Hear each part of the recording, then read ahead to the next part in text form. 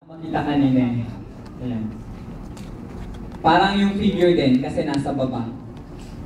Everything is bolded, nothing is italicized. Remember that. Wala na ba sa baba?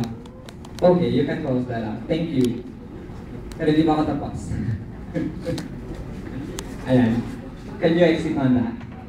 And then we go to the next presentation. Ayan. Ladies and gentlemen, on style and formatting.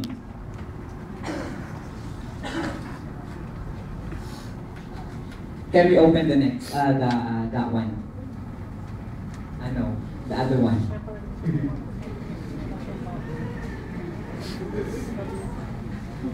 Citations. Ano? Ito kung masahin ko.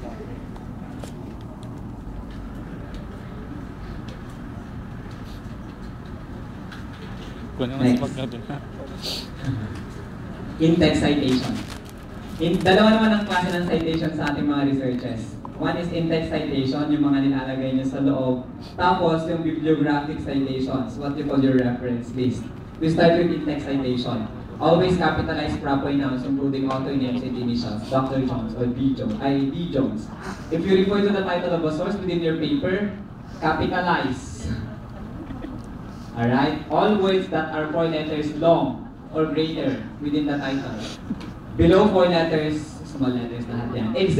Except, of course, for verbs like is, then. In your reference list, only first word of the title will be capitalized. Writing new media. Pero pag dyan, sa in-text citation, i-capitalize mo yan. If you refer to them in the in-text citation. Pag i-contextualize natin yan, konting is lang mga anak. When capitalizing titles, capitalize both words in hyphenated compound. The year and the page, that specific page in that source where you took that particular item, preceded by P, period. Introduce the quotation with a signal phrase that includes the author's last name followed by the date of publication in parentheses. Let's contextualize that. This one, according to Jones, sinong nagsulat si Jones? Kailan niya sinulat? 1998. The year is enclosed in parentheses. And then we place a comma. And because this is a directly quoted remark, we use quotations. We have students often had difficulty using APA style, especially when it was their first time.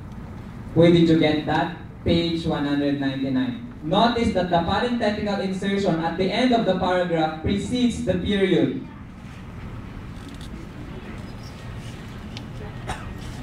For parenthetical insertions that you place here on paragraphs, they precede the period. They go before the period.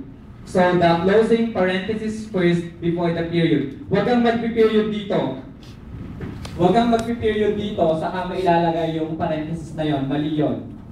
That's an original C in the intellectual property rights law.